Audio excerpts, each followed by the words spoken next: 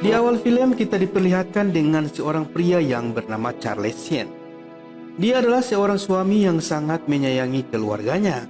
Seperti pagi pada biasanya, sebelum berangkat kerja, Charles selalu sarapan bersama dengan istri dan anak perempuannya.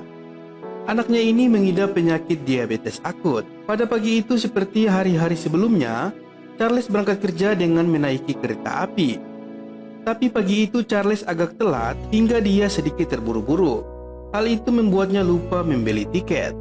Saat pemeriksaan, Charles tidak membawa uang sepeser pun untuk membayar denda, karena uangnya sudah diambil istrinya tadi.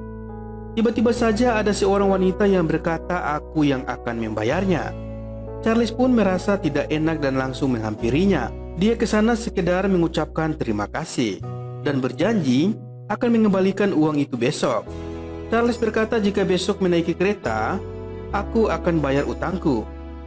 Keesokan harinya mereka berdua pun bertemu kembali.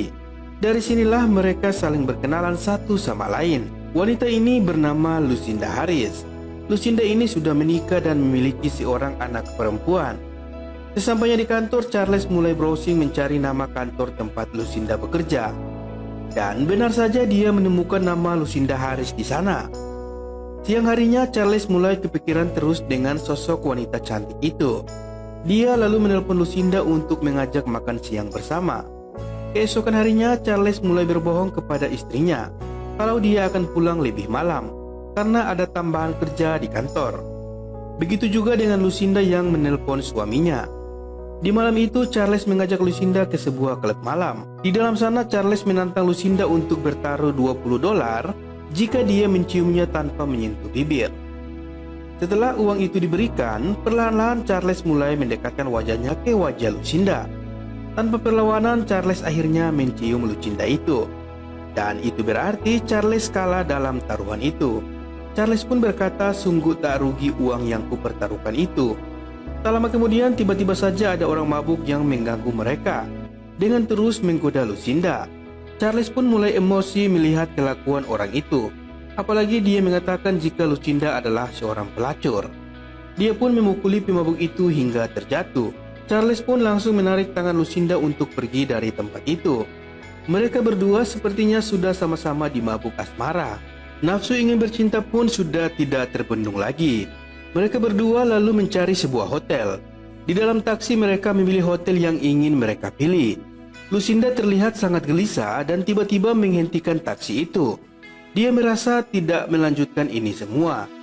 Lalu Charles pun langsung ikut turun dan mulai menyadari apa yang telah mereka lakukan ini salah. Namun keadaan sudah sangat larut malam dan tidak jauh dari sana ternyata ada sebuah hotel kecil. Charles pun langsung menuju hotel itu untuk memesan kamar. Setelah mereka berdua di dalam kamar, Charles menanyakan Lucinda apakah ingin pulang atau tetap di hotel. Lucinda pun menjawab kalau dia ingin tidur dengan Charles. Lalu mereka pun mulai bercumbu. Dan ketika ingin bercocok tanam, tiba-tiba terdengar suara pistol yang dikokang diarahkan di kepala Lucinda. Ternyata seorang perampok telah masuk ke dalam kamar itu karena mereka lupa mengunci pintunya. Perampok itu pun langsung memukul Charles dan meminta mereka berdua memberikan dompetnya masing-masing.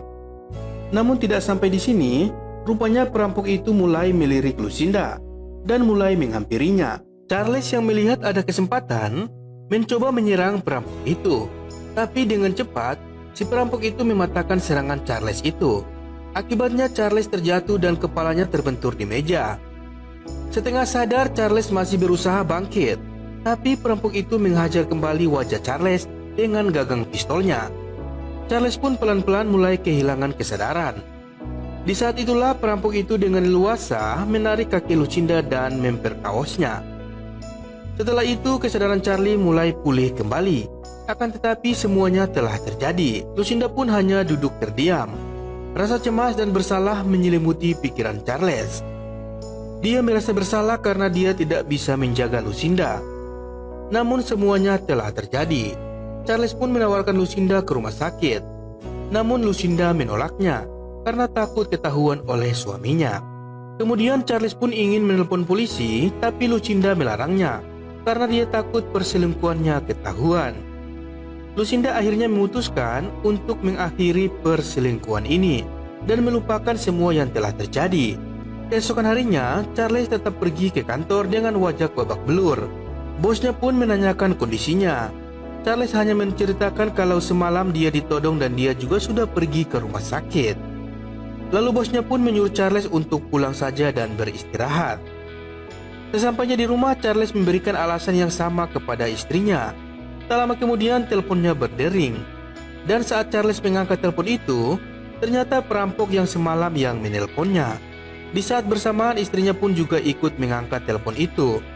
Karena telepon di rumahnya saling terhubung. Jadi istrinya bisa mendengar obrolan di telepon itu. Charles mengatakan itu hanya urusan pekerjaan dan menyuruh istrinya untuk menutup telepon itu.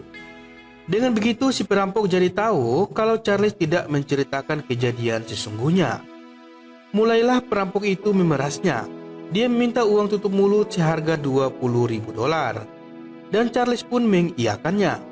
Namun keesokan harinya, sebelum dia memberikan uang itu kepada si pencuri, dia pun pergi ke kantor Lucinda untuk menyampaikan hal tersebut. Di sana dia mengajak Lucinda untuk melaporkan kepada polisi. Akan tetapi Lucinda menolak, karena jika lapor polisi, maka suaminya akan tahu, dan anaknya pasti akan dibawa oleh suaminya itu. Lalu Lucinda memberikan uang kepada Charles. Dia berharap bisa membantu beban Charles. Tentu saja Charles langsung menolaknya. Di akhir pertemuan, Lucinda juga mengatakan sebaiknya kita tidak usah berhubungan lagi. Lalu Charles pun pergi menemui si perampok itu di tempat yang sudah disepakati, tentunya untuk memberikan uang tersebut. Dan ia berharap masalah ini segera selesai. Tapi selang beberapa minggu Charles mendapatkan telepon dari si perampok itu lagi. Dan Charles pun langsung mengatakan kalau kali ini dia tidak memberikan uang sedikit pun. Tapi tak disangka ternyata si perampok kali ini menelpon dari rumah Charles. Dan Charles pun bergegas berlari menuju ke rumahnya. Si perampok ternyata sudah di rumah Charles dan sedang berbincang dengan istri dan anaknya. Dia mengaku sebagai teman kerja Charles. Kali ini sambil mengancam, si perampok tersebut meminta uang $100.000. Mengingat karakter si perampok yang sangat sadis, Charles pun memikirkan nasib anak dan istrinya. Sepertinya dia tidak punya pilihan lain selain memberikan uang itu kepadanya. Tapi sebelum memberikan uang itu, Charles mencoba berbicara kepada pengacaranya. Dia menceritakan segalanya yang terjadi. Namun menurut sang pengacara, karena kejadiannya sudah 6 minggu dan bukti-buktinya juga tidak kuat, ditambah lagi dia masuk ke rumah Charles tanpa mendobraknya, menurut pengacara itu hal yang sangat mustahil untuk menuntutnya di pengadilan, kecuali jika Lucinda mau memberikan saksi. Charles pun kembali menemui Lucinda di kantornya. Charles menceritakan yang terjadi dan mengajak Lucinda membuat laporan ke polisi. Tapi Lucinda tetap menolak. Dan lebih mengejutkannya lagi, Lucinda justru mengatakan kalau dia baru saja aborsi akibat pemerkosaan itu. Pernyataan Lucinda membuat Charles tak tahu harus berbuat apa lagi. Hal ini semakin membuat dia frustasi. Di tengah stres, Charlie mencoba berbicara dengan Wilston, seorang office boy yang cukup akrab dengannya di kantor. Dia tahu dulu Wilston pernah dipenjara, jadi Wilston bisa sedikit membantunya.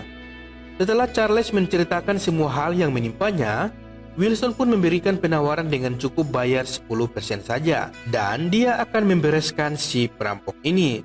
Charles yang tidak punya pilihan lain langsung menyetujuinya.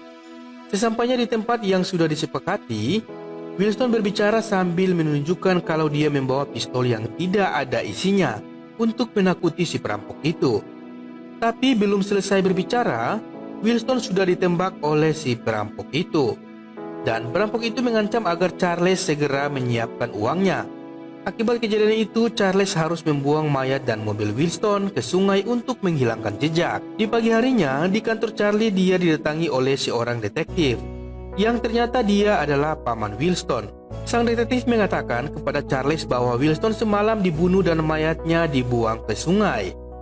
Mendengar pernyataan itu, Charles pun pura-pura kaget. Lalu sang detektif menanyakan apakah Charles memiliki pistol dan apa yang Charles lakukan semalam. Belum sempat menjawab pertanyaan itu, telepon pun berbunyi.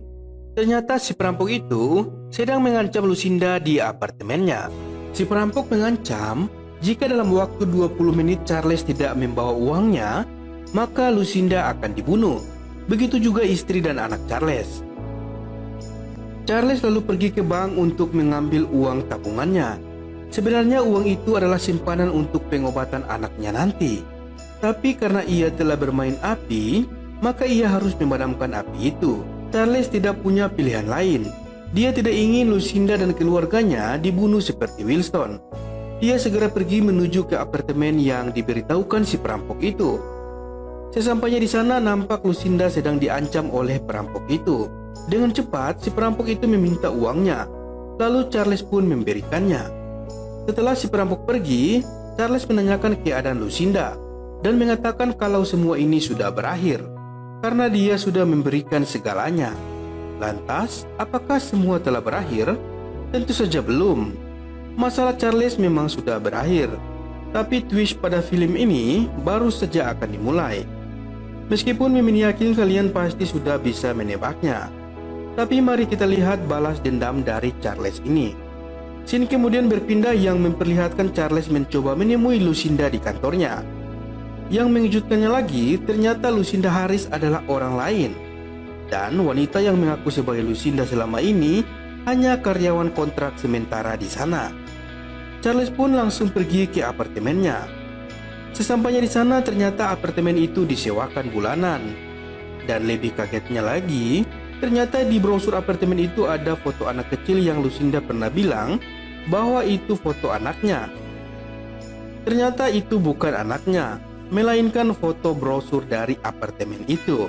Charles kemudian pergi ke stasiun kereta untuk mencari Lucinda, dan benar saja dia berada di sana.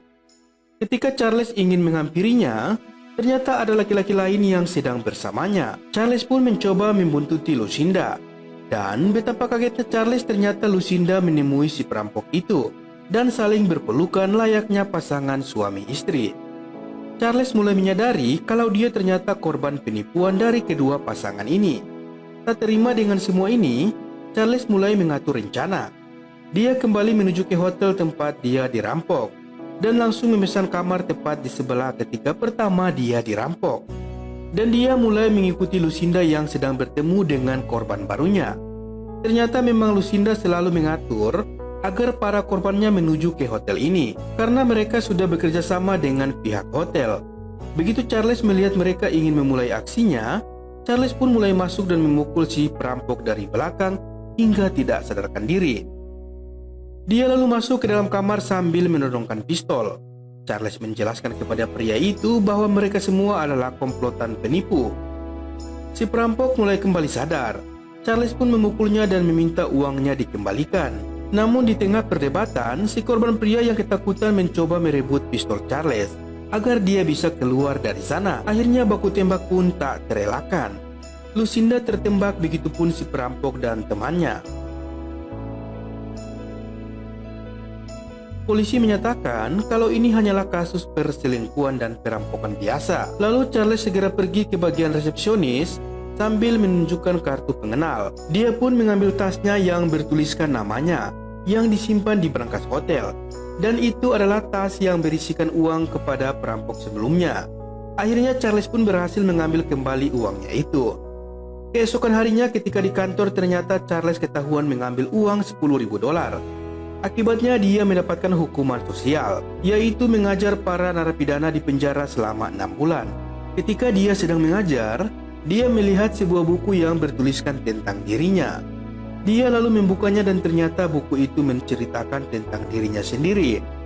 Charles pun jadi penasaran siapa penulis buku ini. Di akhir bacaan, Charles diarahkan menuju ke ruang cuci baju.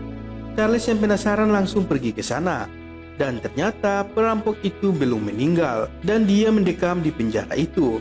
Ternyata si perampok ini sudah mengetahui jika Charles yang akan mengajar di penjara ini dan dia akan balas dendam atas kematian Lucinda. Tapi lagi-lagi tak disangka ternyata justru sebaliknya. Charles lah yang sudah mengatur semua ini agar dia bisa ditempatkan di penjara ini untuk bisa membunuh si perampok ini. Charles pun menyatakan kepada polisi kalau dia diserang dan itu hanya bentuk pembelaan diri. Dan film pun selesai. Oke teman-teman, itulah alur cerita film kali ini. Mimin sangat puas dengan balas dendam dari Charles ini. Gimana dengan kalian? Terima kasih sudah menonton dan sampai jumpa.